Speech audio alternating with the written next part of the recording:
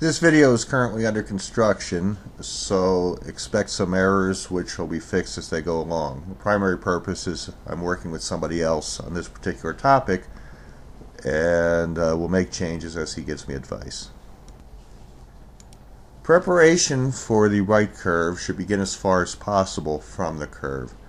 The first indication of the proper speed for the curve may be an advisory sign prior to the curve, and also any other warning signs showing the nature of the curve.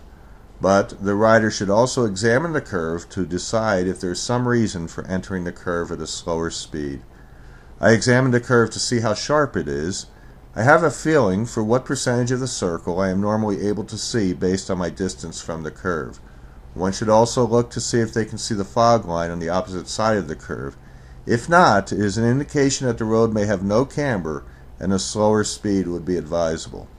If the fog line disappears, it may be an indication of a road with no camber, or it could be a decreasing radius curve. My general rule is to enter a curve a bit slower than necessary and accelerate gradually as appropriate throughout the curve. Prior to entering a curve, select a gear that will require throttle throughout the curve to maintain speed or gradually accelerate, and also one that will allow you to accelerate slightly throughout the curve. Coasting through a curve is a very uncomfortable feeling, so try to avoid it. Prior to slowing for a curve, check for traffic following close behind. If there is traffic, I'm sure to flash my brake lights as I slow, even if the brakes are not needed.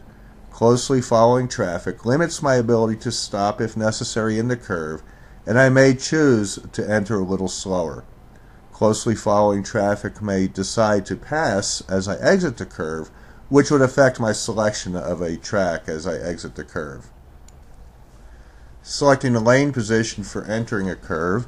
A general rule for me throughout riding is to choose the lane position that gives the most forward visibility and allows me to be seen the soonest by conflicting traffic. The left tire track has an advantage in both factors.